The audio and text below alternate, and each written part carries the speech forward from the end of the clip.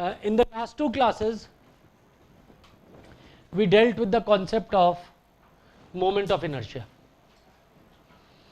and products of inertia, and we did the various theorems, and we will do some of the problems involving moment of inertia in the class in today in the tutorial for this week. I forgot to give the assignment, but this assignment is a short one. I think there are only 3 or 4 problems in the tutorial sheet. So, if you don't mind, I will keep the due date on Monday. No? You have many, then this is one of them, to make it Tuesday. But why? If it is some other course, you have a course, you have an assignment to submit, so you ask me not to take the tutorial. How only this course will suffer? This course is becoming a tragedy at the hands of the computer science professors. I won't let that happen. This is too much. You have too many assignments to submit. So you have one more then. Okay, Tuesday. No, I am doing this Tuesday because also I realize there is some festival over the weekend. So therefore, I'm sure most of you will not be involved with that, but anyway. Okay, so on Tuesday we have to submit. Also, we have now taken care of one thing. I was told the box in the lab was actually an open box. So at least initially 3 or 4 assignments were put, then somebody would come and pick up those, copy and keep them back. So now I have put a taped box where there should be only a one-way travel possible. The assignments should not be pulled out, and if we catch anyone pulling out the assignment, देख लेना, बिल्कुल छोड़ना मत फिर उनको बिल्कुल. So that again will be okay. अब start कर देना. So now we'll start. So far we have been talking about statics, where things did not move. Yeah. So now what we will move on to will be dynamics, where we will have motion of points or motion of bodies. And in fact, in dynamics we start with what is termed as kinematics. And in kinematics we only study the motion of a point or the motion of a body. We do not address the question of what is causing the motion. So it is just, you could think of it as a geometrical aspect of the motion. How the body is moving and what are the quantities which are involved with the motion of the body, without bothering into what is causing the motion. That means as far as kinematics goes, we will not be talking about forces and moments. We will be bothered about quantities related to motion of a body, which would mean the position vector, the velocity, the acceleration. So that is the basic focus of kinematics. Now in kinematics we will start with the concept of, which I think already talked about, the concept of a reference frame. Reference frame, this is a set of points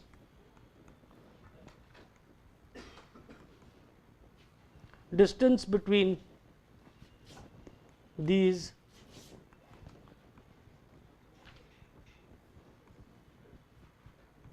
is a constant.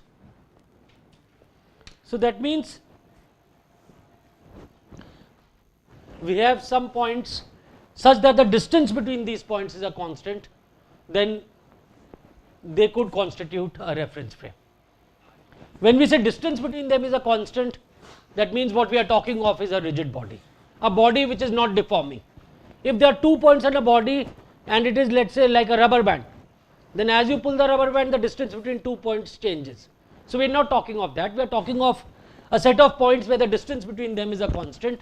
So that means we are talking of a rigid body. So now what we do is, let me first write this. So we are talking of basically a rigid body, and there, so any rigid body could be a reference frame. Now what do we do in a reference frame? We observe the motion of some point. So to observe the motion of a point, what we will do is, the first thing we will do is, we fix a set of coordinate axes.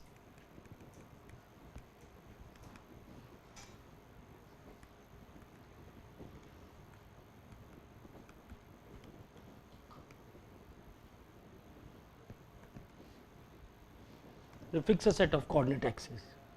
Now, the axis could have origin anywhere in the frame and they can have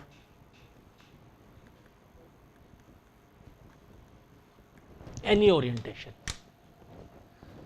We are talking, we will start with the Cartesian axis, which means 3 mutually perpendicular axes. Now, what do we mean by when we say coordinate axis?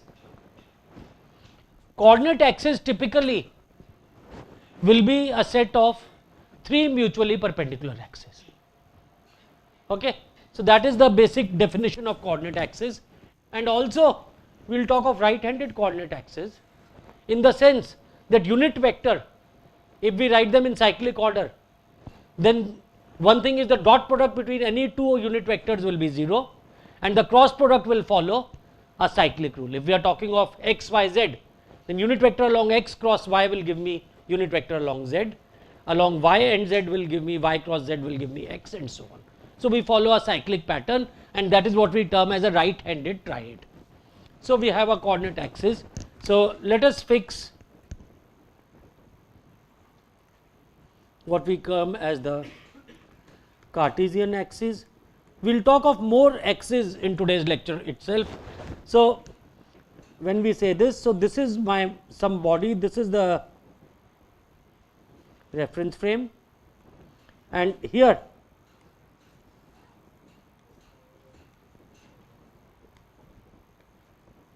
I fix up 3 axes x, y, z, or so this is fixed at a point O, or at another point O prime I could fix x prime, y prime, z prime. So, I could fix the axis anywhere, the origin is immaterial, only thing is that they are being fixed on this body, and the orientation of these axes also could be anywhere in space. Only thing is x, y, z have to be mutually perpendicular. Now, if these axes are fixed on the body, as the body rotates or travels, what happens to the axes? They will also move with the body, and if you are sitting on the body, you will not observe the motion or the rotation of these axes, because you yourself will be rotating with the axis. Okay? So, this is how we define Cartesian axis, and here if we have these x, y, z axes in the Cartesian axis,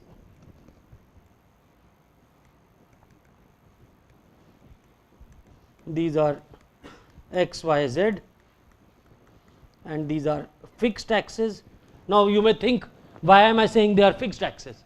Because I will talk of axes which change also, and different coordinates, but in Cartesian we are fixed axes. Unit vectors along x, y, z are termed as I, j, k, or we may call them Ex, Ey, Ez, or E1, E2, E3. So, these are the different names we will give, and we will reserve this sign hat for a unit vector. Instead of arrow, which could be a general vector, hat will represent a unit vector. What is the meaning of a unit vector? Its length, its magnitude is always 1. Okay. Now, this is x, y, z axis. Then let me also say they form a right-handed triad. And what is the meaning of right-handed triad? The two first thing is Ei dotted with Ej is equal to 0 if I is not equal to j. So, I put I is 1, j is 2, So EI dotted with EJ will be 0 if I is not equal to J. If I is equal to J, then this will be 1. Okay. I am not writing this because this notation has another meaning. When we talk of repeated index, sometimes that means summation. So that I am not using, let us not talk about. So we will talk of this as I is not equal to J. In fact, is there some other notation in which I could write EI dotted with EJ? What is this? Is equal to 0 if I is not equal to J and is equal to 1 if I is equal to J. Can I put it here? I can put it in the form of a Kronecker delta. I write it as delta Ij. Have you heard of the Kronecker delta? Delta Ij you have not heard? I am surprised. In your maths courses you must have done delta Ij. Delta, if I is equal to J, then delta II, delta 1 1, delta 2 2, delta 3 3 is 1, otherwise it is 0. So therefore an identity matrix you represent by the Kronecker delta. याद आया कुछ थोड़ा थोड़ा okay. So this I could say, or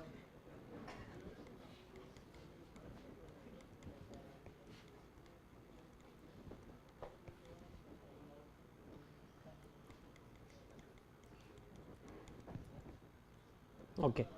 The other thing is in this right handed triad, in fact the more important fact is EI cross EJ is equal to EK, where I, J, K are cyclic. That means 1, 2, 3. If we follow in this order, cyclic order, then I, J, K, if they are cyclic, then we have this, and is equal to minus EK if I, J, K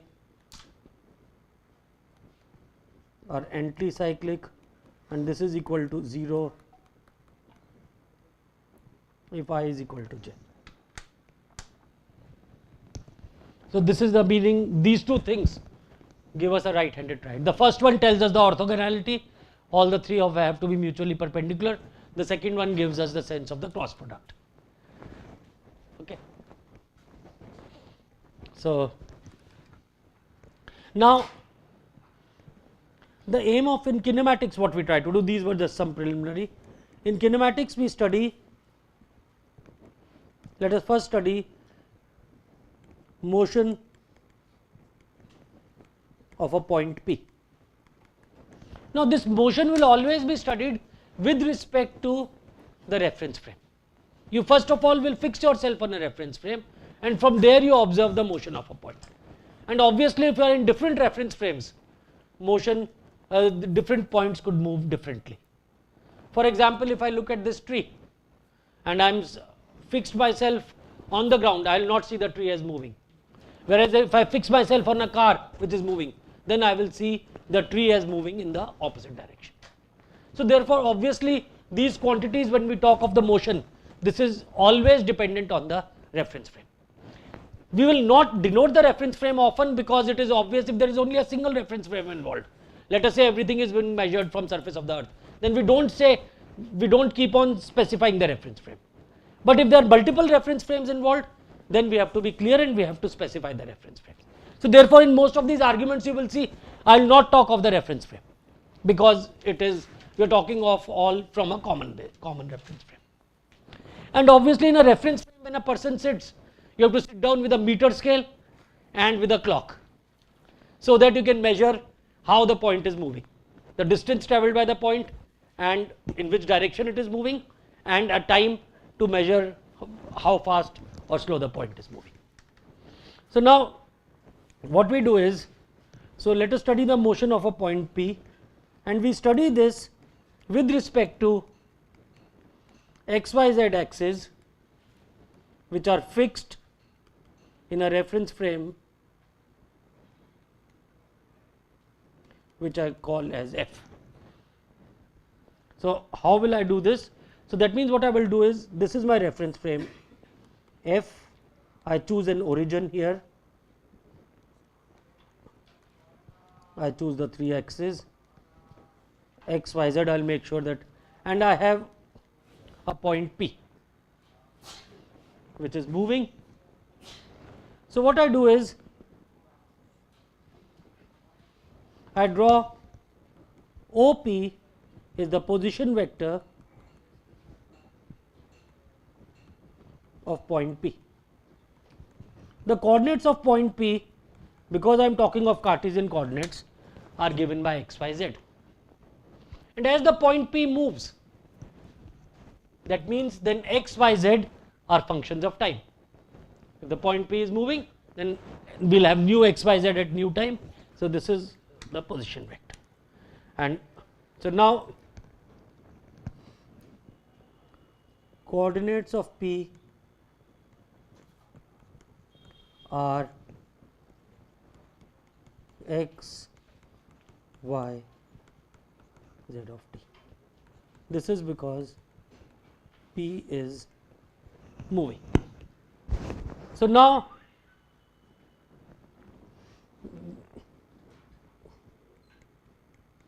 the position vector which we write as the vector r, how can I write this? I can write this as xi plus yj plus zk. Okay. Now,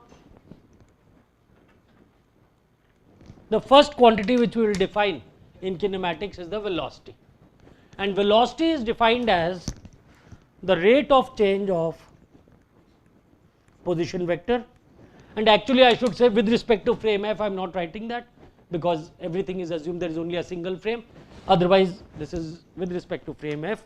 So, this is dr by dt, and what will this be? So, this will be equal to r at t plus delta t minus r at t divided by delta t limit delta t going to 0. This is how we define a derivative. So, we take the vector r, and this is also we are learning how to differentiate a vector. So, r vector at t plus delta t minus r of t.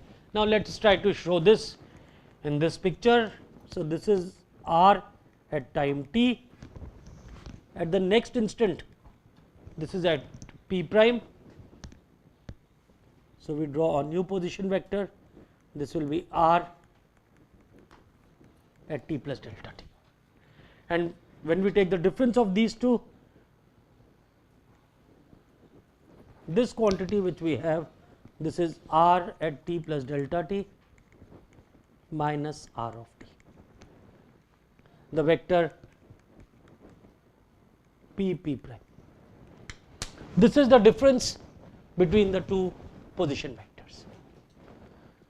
Now, the purpose of drawing this cartoon, I could have, as somebody said, I could have directly differentiated this, is to illustrate some things. And what this cartoon clearly illustrates is that the velocity is independent of the origin. Suppose somebody else chooses a new origin here and finds r of t, for the person will be O prime times p, where O prime is the new origin, and r at t plus delta t for that other person will be O prime times p prime, and when you take the difference p prime stays the same irrespective of the origin. So, that means this velocity is not dependent on where you choose the origin of the Cartesian axis, and it is also independent of the orientation, because the vector delta r, if you call this vector p prime, that stays the same irrespective of the orientation. Only thing what will happen is, if the orientation of the axis is different, the components will be different, but the total vector stays to be just p prime. Okay. So, from here what we observe is, let me write this down. So, what we observe is that this vector p prime, which is equal to r at t plus delta t minus r of t, this is independent of the origin O in the reference frame and also of the orientation of the axis x, y, z. That means velocity is just dependent on the frame. In which frame you are choosing. If the same points P and P prime were measured from a different frame, which was not the same as this, then you could have got a different answer. But as long as you fix your axis in the same frame, you will get the same answer for velocity. So this is how we define velocity. So velocity of this if I complete this I can write as delta r by delta t, and this I can, in the limit delta t goes to 0, and I can write this as the derivative of the vector r. Okay. So now we can define one more quantity, acceleration, and acceleration will be defined as v at t plus delta t minus v at t divided by delta t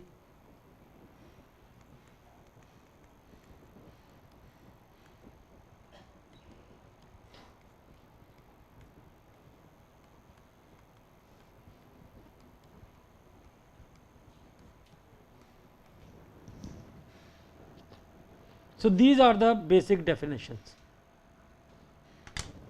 velocity and acceleration. So see now this is with respect to that frame. So you will not observe so this is velocity as observed. If the frame is rotating, then I will make sure I will put velocity as observed by frame F, and then what you are observing is the velocity from some other frame.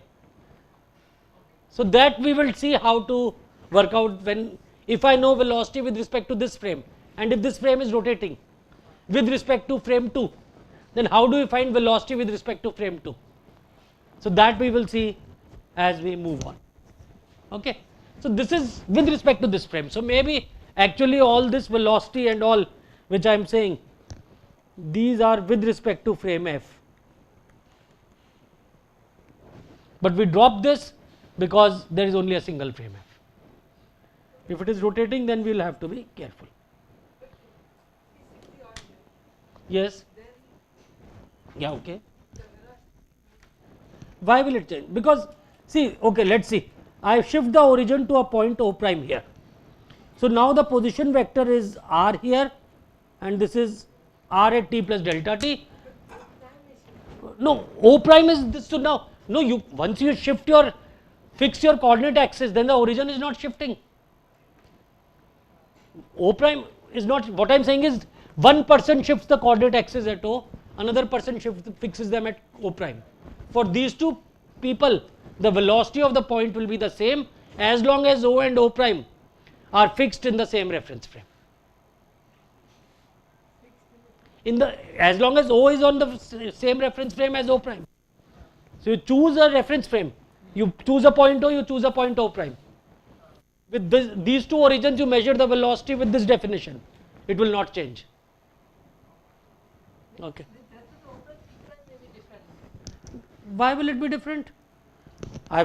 See this point O prime is the same vector. I call it x, y, z, whatever. So now this point is not changing. It's a point P and P prime. Why should O prime change? You have fixed yourself on the reference frame, and the origin is fixed, so why will the origin change?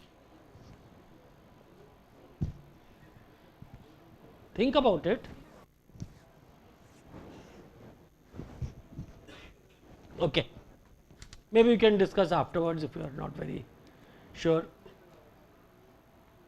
Okay. Now one question, why do we stop at acceleration? Why don't we go more? I have done the first derivative, the second derivative of r. Maybe I should go to the third derivative, fourth derivative. Why don't we do that? Why do we stop at the second derivative?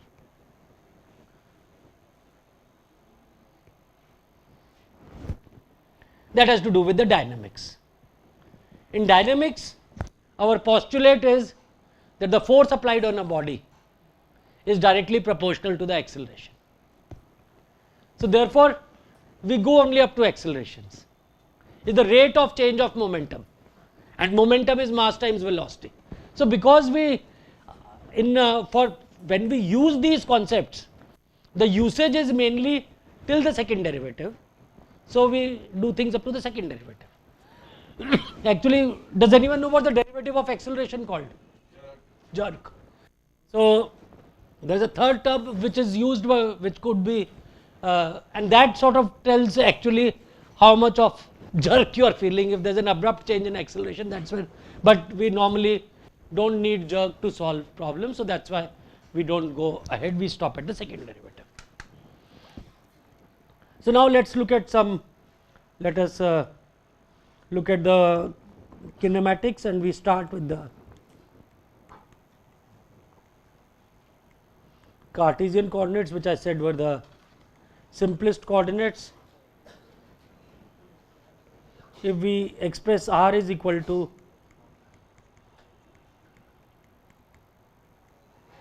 xi plus yj plus zk, x, y, z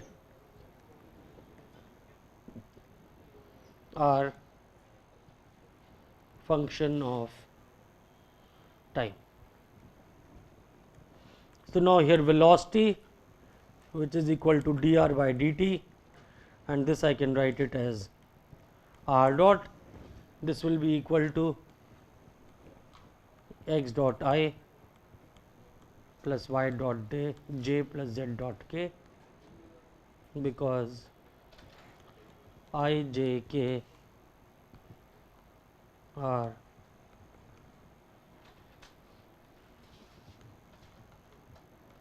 not changing with time. Otherwise, we would have had more terms. Actually, it would have been x dot I plus x I dot plus y dot j plus y j dot plus z dot k plus z k dot. This is how this would have been, because this is a scalar times a vector, and then but because I dot, j dot and k dot are 0, so we get it in this form. So this is the velocity, and this we can write it as equal to Vxi plus Vyj plus Vzk. Can move here from acceleration, from velocity to acceleration, which is d2r by dt square, it is r double dot, and this will be equal to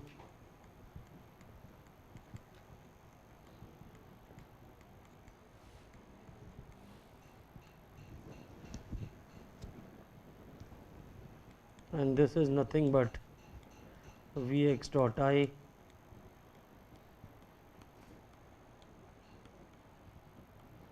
and this I can also write it as Axi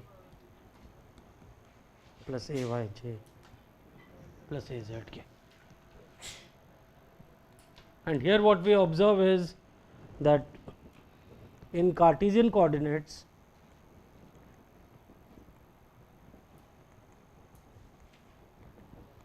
Vx is equal to x dot, Vy is equal to y dot, Vz is equal to z dot, Ax is equal to Vx dot is equal to x double dot, Ay is equal to Vy dot is equal to y double dot, Az is equal to Vz dot is equal to z double dot. So this is sort of very simple formulation. It looks so easy, so just flows, but actually if we study real life problems, let's say a car is moving on a path. Physically, what all do you measure, or you want to then find the velocity and acceleration of the car? What all do you know physically when the car moves? Which quantities can you measure? Well, there is an odometer on the car which measures the speed. Okay.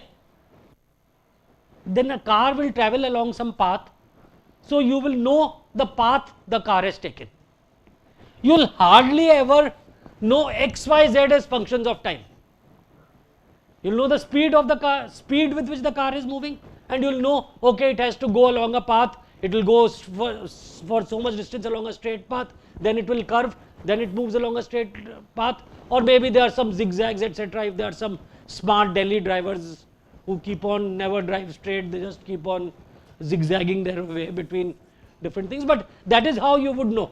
So therefore, while these coordinates are very simple to use, but practically the Cartesian coordinates would not be of use in a lot of physical problems, because in a physical problem you will know the speed, how speed is changing with time, you know speed at different times, and you may know path. So, or there could be problems where a body is rotating about an axis, it is put in another slot, and you know how these two things are moving, as we will see some of the examples in some of the examples to follow, but this may not be known. So therefore, if these things are not known, then these may not be so easy to use. But in some of these problems, what may often happen is you may be given, for example,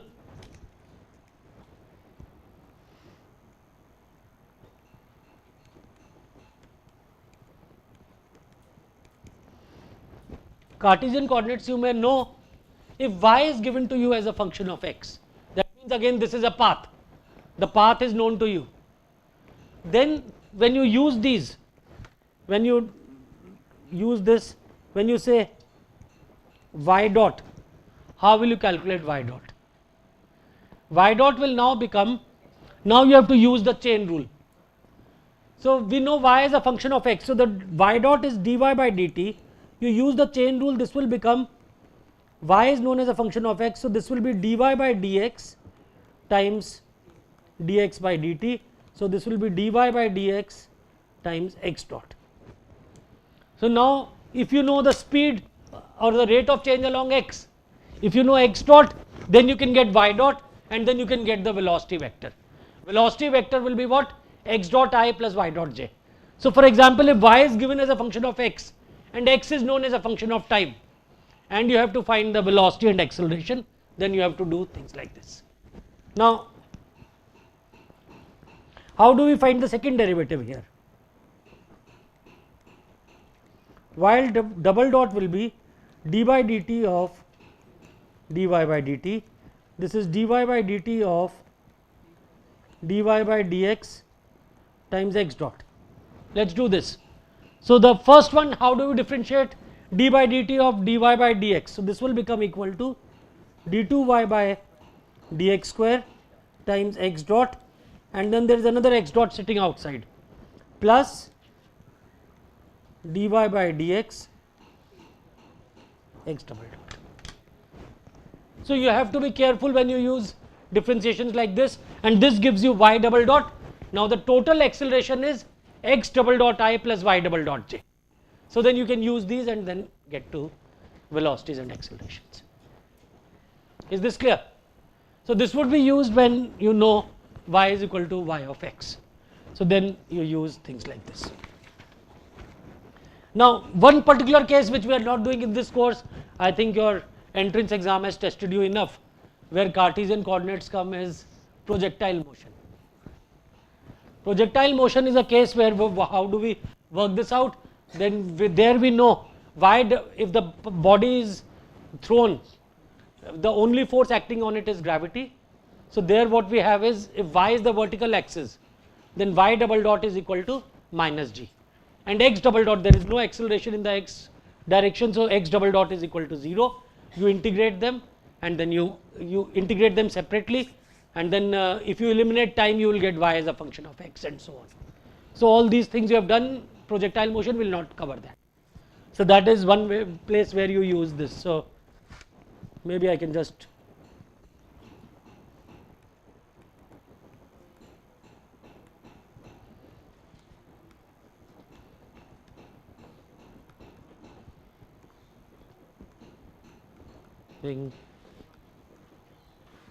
projectile motion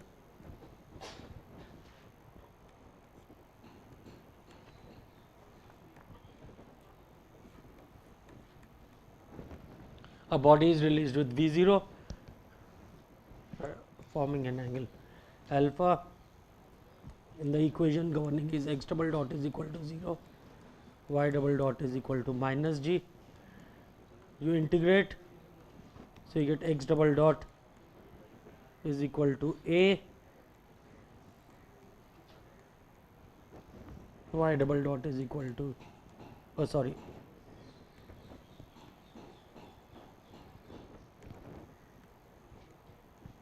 y dot is equal to minus g of t plus b, and integrate them again, x is equal to at plus c and y is equal to minus gt square by 2 plus bt plus d.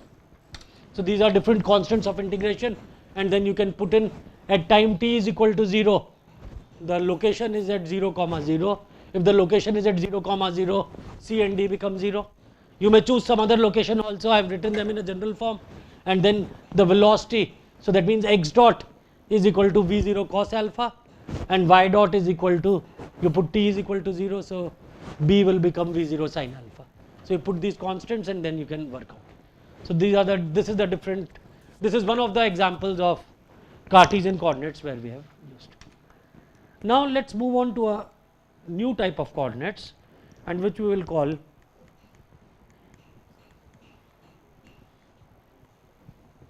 cylindrical polar coordinates.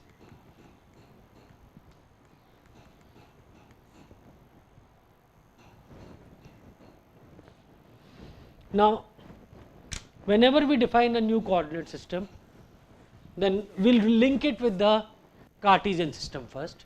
We will explain it in terms of the Cartesian system, how we are defining these coordinates.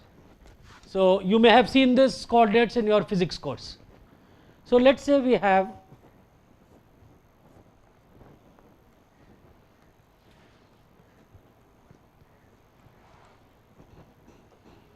our Cartesian coordinates x, y, z, and we have the point P, which at time t is at x, y, z. Okay. So, now in Cartesian coordinates, how do we write the position vector OP? That will be xi plus yj plus zk. Now, let me define a new coordinate system. So, first of all, this OP is my position vector r, and we know how it is in terms of x, y, z. What we do is, the first step in this polar coordinates is, we drop down from P, we drop a perpendicular down on the xy plane. That means we come down by z, we just fall from P on the xy plane. So, we take here and we drop down on the xy plane. When I do this, let me call this point as P star. I am not calling it P prime because we have called P prime something else. So, now what are the coordinates of the point P star? X, y, 0. Now, what I do is, I join OP star. So, P star we drop vertically on the xy plane from P, and this intersects at xy plane at P star. Okay. Now, we will do some definitions. The length OP star, this will be defined as r. Okay. So, the length OP star is defined as r. So, notice this r, what we are defining is not the scalar magnitude of the vector r. The vector r, if its magnitude we look, that will be equal to square root of x square plus y square plus z square. whereas the magnitude of OP star is what? Square root of x square plus y square. So therefore we are not, this is not the magnitude of vector r. Okay, OP star. So this is note, this is not the magnitude of vector OP or r. Then the angle which OP star makes with the x axis, I call this angle as theta. So I have defined r, and the angle OP star makes with x axis, this is termed as theta. So we have defined two new things, r and theta.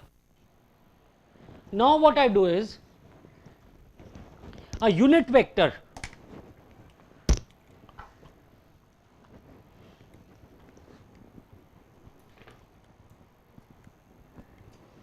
along OP star, this unit vector I term as ER. So along the direction of OP star, this is a vector, I choose something of unit length, one length, that is what I term as ER, a unit vector along R. And so let me show this now by maybe a different color. So a vector here of unit length is ER. I could place it anywhere, either at O or at P star, anywhere. It is a vector in that direction of length 1. Okay. So this is my ER vector. Now what will happen as the point P moves? As the point P moves, P star will also move. It could be anywhere in this plane. So therefore what will happen to the vector ER? Its direction will change, its magnitude will always be 1. So as the point P moves, the direction of ER will change. So therefore in that sense ER is not a fixed vector. Is that clear? So this is the vector ER. Then what I do is, so now I have defined vector ER. Next what I say is, perpendicular to ER in the xy plane, in the direction of increasing theta, is the unit vector which I term as E theta. That means in the same xy plane I go perpendicular to ER. So now if I look at perpendicular to ER here, I could have two possible directions. Perpendicular to ER is in this plane, could be these two directions, one going up, the other coming down. How do I choose the direction? In the direction of increasing theta. Increasing theta is up or down? Up. So that a unit vector along that direction, that means I choose up direction, and a unit vector here which is perpendicular to ER is what I term as E theta. Okay? And what we will realize is the z direction is perpendicular to both ER and E theta. So therefore a third unit vector in this case will be the vector along the z direction, which is the same as what we have called k, and we can call it Ez. So the third unit vector here will be the vector which is perpendicular to ER and E theta, which we will call as Ez, and which is the same as k. So the third unit vector completing the coordinate system is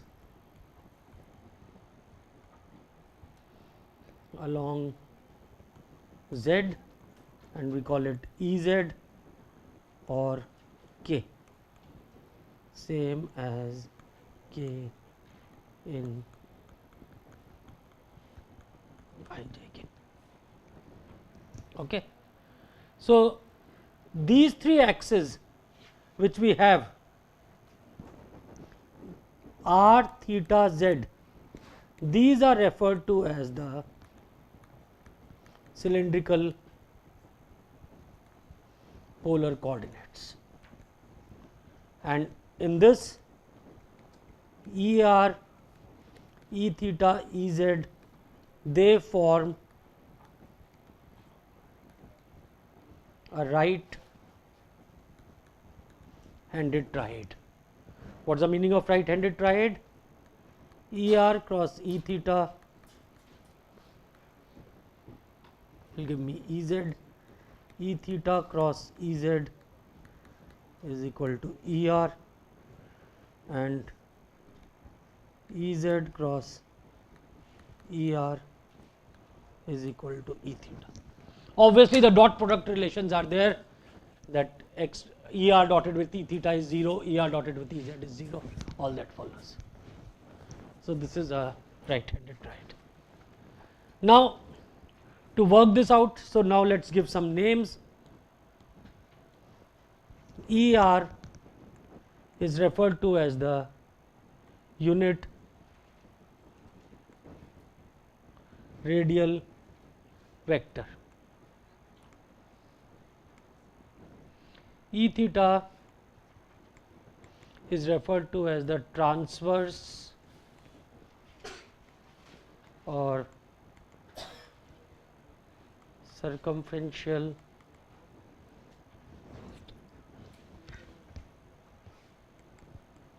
unit vector, and E z is referred to as the axial. There is another name we give to E theta, sometimes it is also referred to as the azimuthal unit vector. So, these are different names, E r, E theta and E z. Okay. Now, can we relate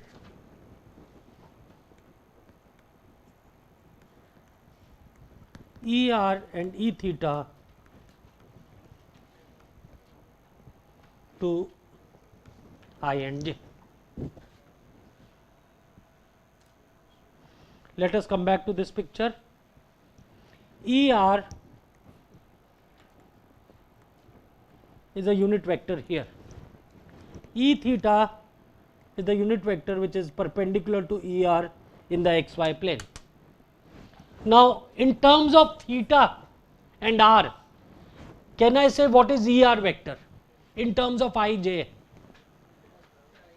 E r is making an angle theta with x and 90 minus theta with y. So, therefore, E r can be written as cos theta I plus sin theta j. Is that clear? Straightforward? So, let us write that. So,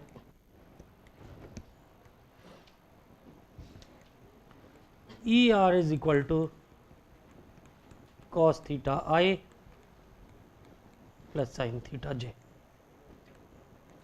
What is E theta now? If I look at E theta makes an angle of theta with y, okay, and 90 minus theta with minus x. So, therefore, E theta can be written as minus sin theta I plus cos theta j.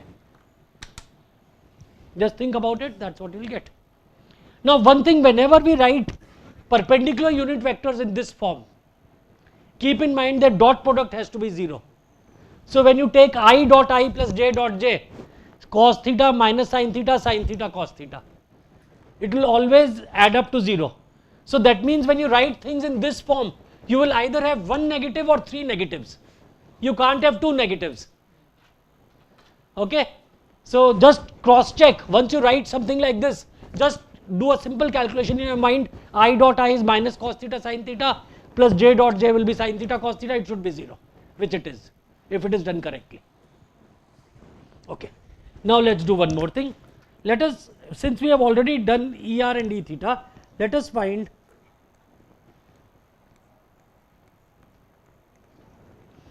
what is dEr by dt? Let us take the derivative of this vector with respect to time.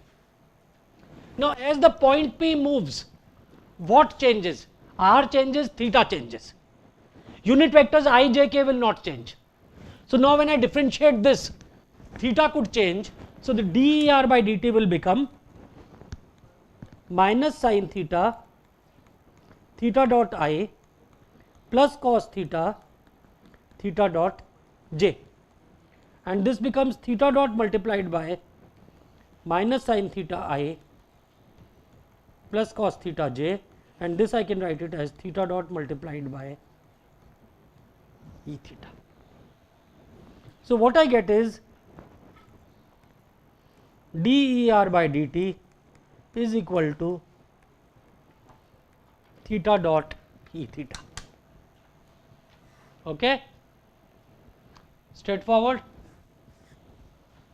Next, let us do the derivative of E theta.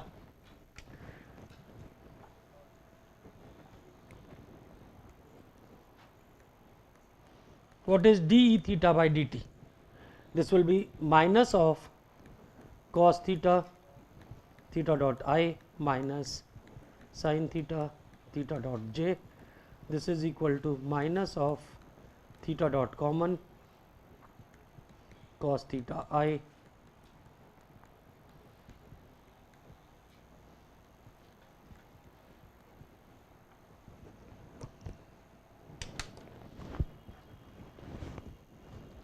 what do you find? dEr by dt is parallel to E theta. d theta by dt is parallel to ER. Is this something expected or is this something that means derivative of ER is in a direction which is perpendicular to ER? Should this be expected or not? Yes, sir. Why? Because if it has a component which is parallel to E theta, then it would change its magnitude. That is right, because this is a vector which is of constant magnitude, and this will happen with any vector of constant magnitude. Suppose if a vector A has a constant magnitude, then vector A dotted with A, its direction may change, will be a constant. So, if you take a derivative of A, so this will happen. So, this is just a corollary, it is nothing to do with the this thing. I will just show this. If you have a vector A which is constant in magnitude,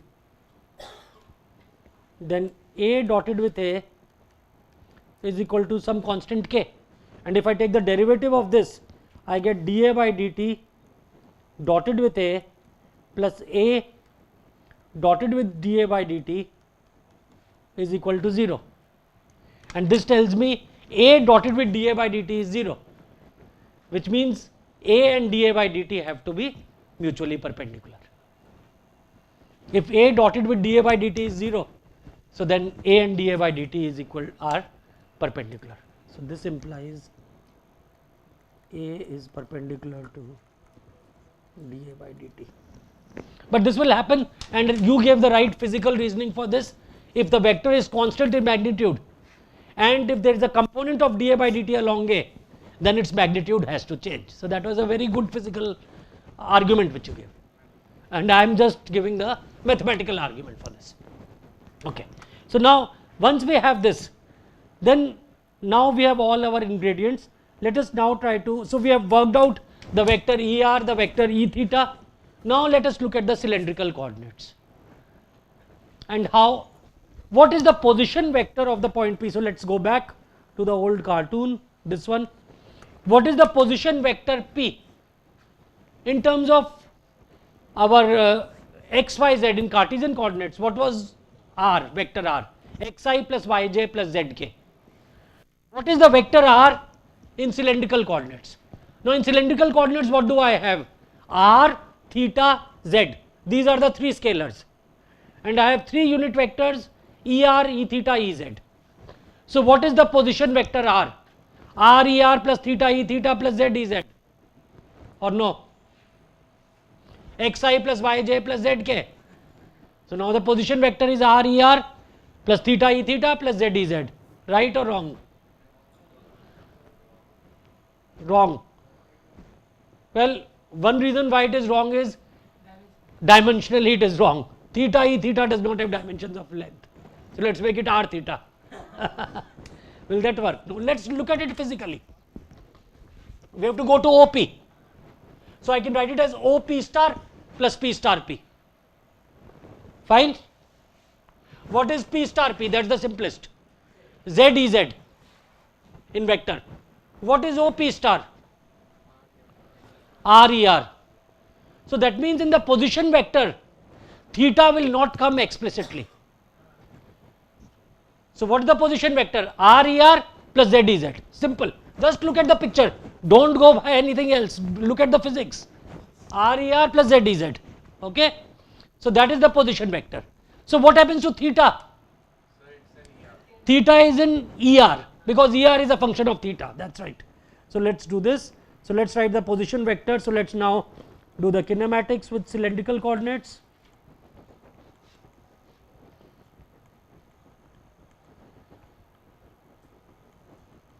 Coordinates. So position vector R is equal to R E R plus Z E Z. So now we go to the velocity. I'll start on this page only. Let me write this again.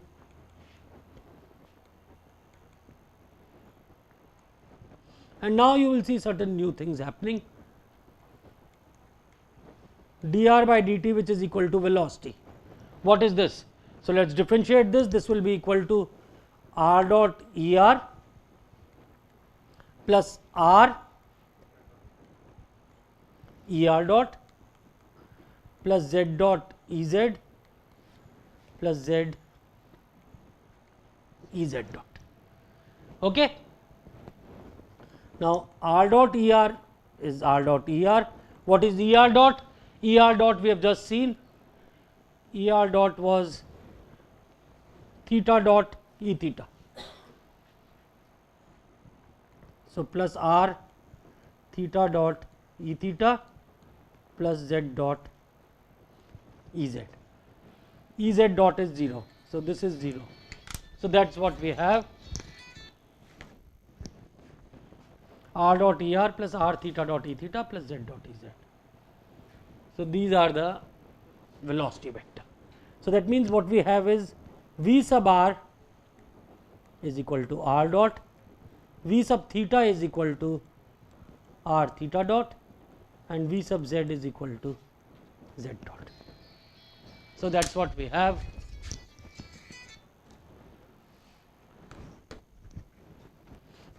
Okay. Next, let's go to the acceleration. So this is nothing very big here. In cylindrical coordinates, let's write the acceleration. So now we have to look at each of these terms and differentiate it properly. So first of all, r dot er, what does that give me? R double dot er plus r dot er dot. That's the first term. The second term gives me r dot theta dot E theta plus r theta dot theta double dot E theta plus r theta dot E theta dot. That is the second term. And the third term, z dot Ez will give me z double dot Ez plus z dot Ez dot. I have differentiated each of the terms coming here. And now let's collect all the, let's see. So this becomes equal to r double dot er. Now er dot is theta dot E theta, so r dot theta dot E theta. Then we have plus r dot theta dot E theta plus r theta double dot E theta, and now we have minus r theta dot square er. and then we have plus z double dot Ez. So now I will combine all the ER terms together. This becomes equal to R double dot minus R theta dot square ER plus R theta double dot 2 R dot theta dot E theta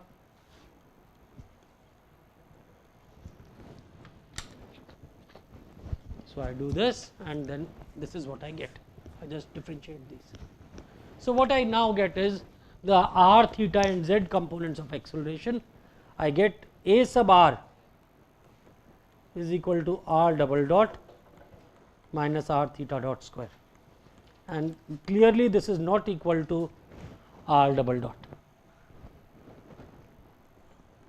A sub theta acceleration is R theta double dot plus 2 times R dot theta dot, and this is not equal to theta double dot or R theta double dot. A sub Z being the same old good old thing is equal to Z double dot, and this is equal to Vz dot is equal to Z double dot. Okay. So this is what happens in cylindrical coordinates when we write. Now once again let us keep the picture in mind. We have a point P which is moving.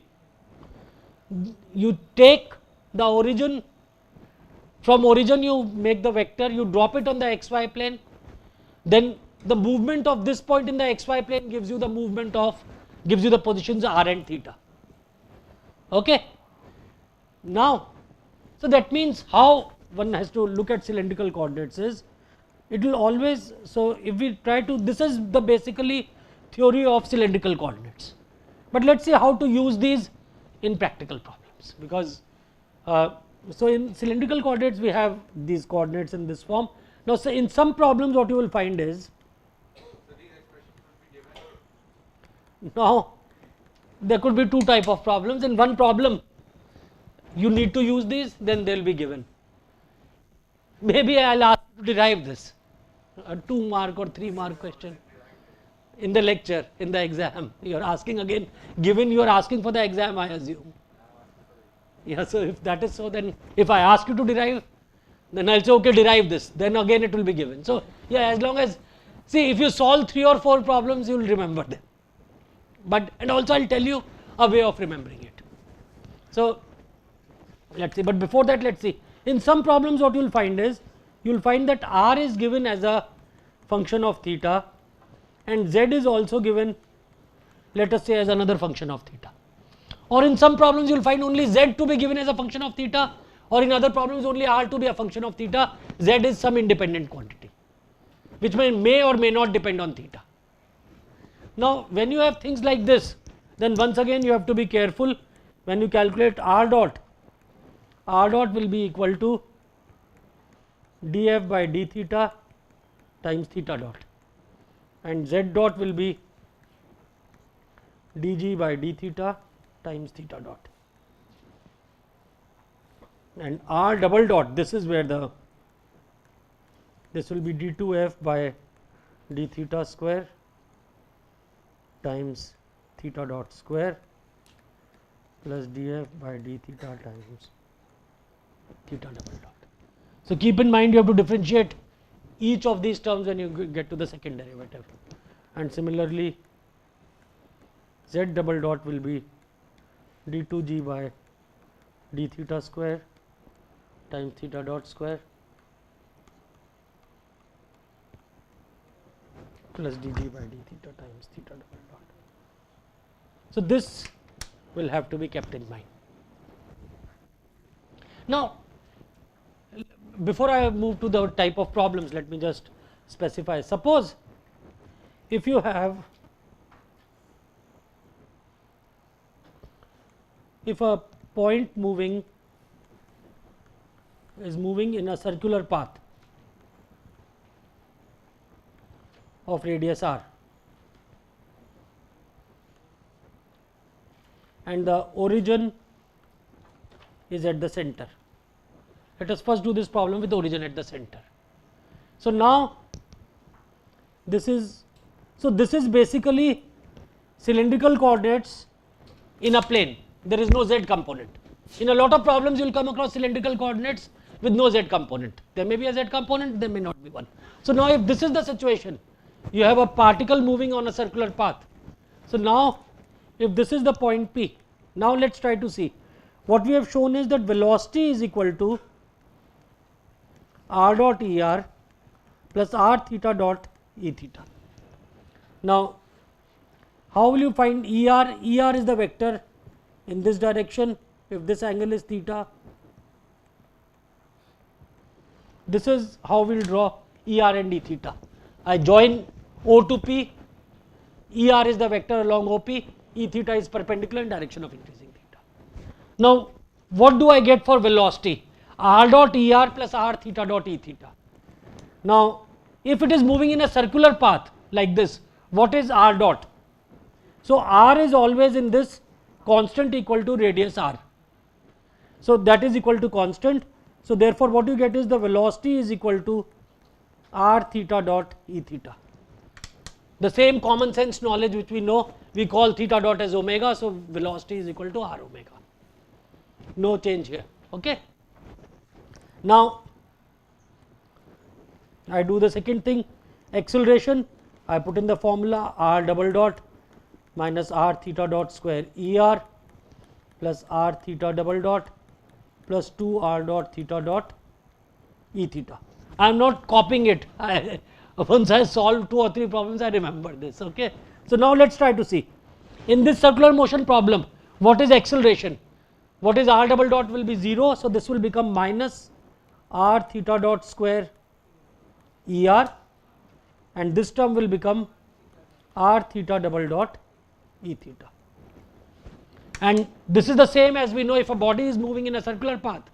The acceleration has 2 components, r omega square inwards. So this is r omega square, inwards means minus er, and plus r alpha. Alpha is nothing but d omega by dt or theta double dot. So what we know of typical circular motion is obviously followed by this. It had to. But now let us look at the same problem, and now in this let me use a red color. Suppose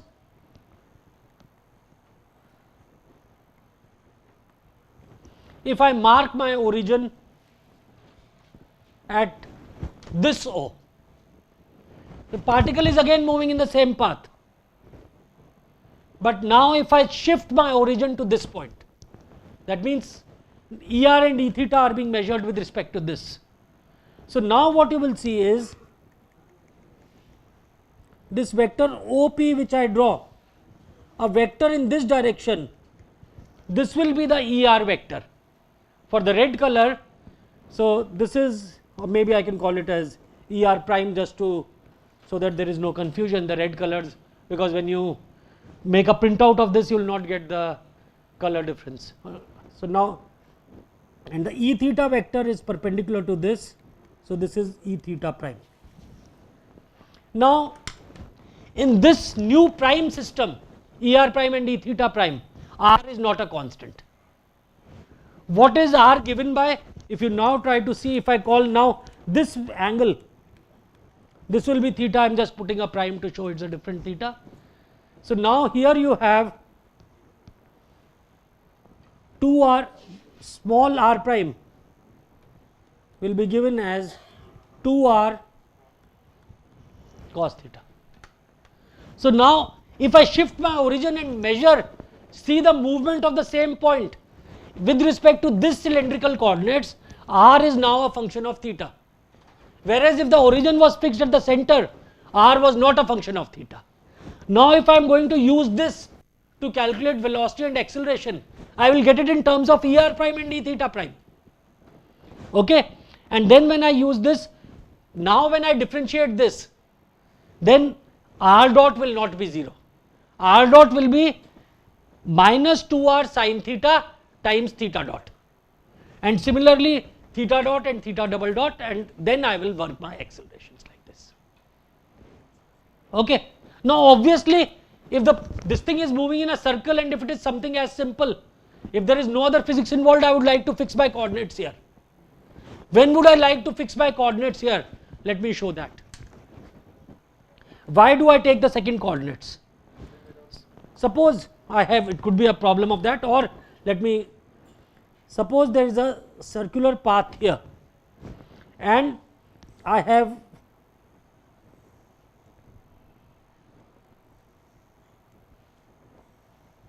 a slot, and in the slot there is a ball which is fixed to the slot with a spring. So now this is a circular path, there is a ball which can move inside this slot, and this slot is rotating with angular velocity omega and angular acceleration omega dot. So this slot can move like this. In the slot we have a ball which is kept, and the ball will now trace this circle. Now in this case, what I will provide to you will be omega and omega dot of this rod. This rod is moving with certain speed, and now if I want to find velocity and acceleration of this point, a convenient way to do this problem would be to use cylindrical coordinates with this point as the origin. I could still solve the problem with this point as the origin, but then what I would have to do is I would have to find the relation between this angle and this angle, and then which is just a twice, you will get it as twice, and then what you will have to do is relate the omega to the rate of change of theta dot. If you can do that, it's fine, but otherwise if you are using cylindrical coordinates, then all you have to do is just write your formula. You write small r now is equal to 2 radius times cos theta, and so now if I am to solve this problem, omega and omega dot is given. If this is theta, this radius is r, then the first thing I would do in this problem is to work out, I will say small r is equal to 2r cos theta. This I will get from geometry. Then I will say r dot is equal to minus 2r sin theta theta dot. R double dot will be minus 2r cos theta theta dot square minus 2r sin theta theta double dot. This is r dot, and then I will put theta dot is equal to omega, theta double dot is equal to omega dot. And now once I do this, all I have to do is plug it in the formula, and then I will get velocity is equal to r dot er plus r theta dot e theta, and this will be equal to minus 2r sin theta theta dot er plus 2r cos theta into omega e theta. So this is I will get the velocity, and to get the acceleration I will just put in the formula again, r double dot minus r theta dot square er plus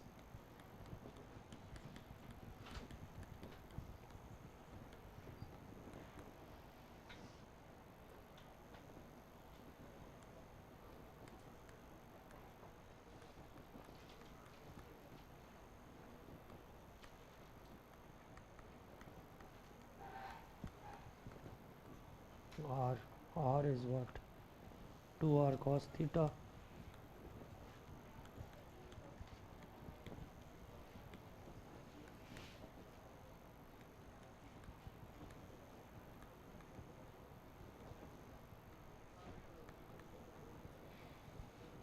r dot is minus 2r sin theta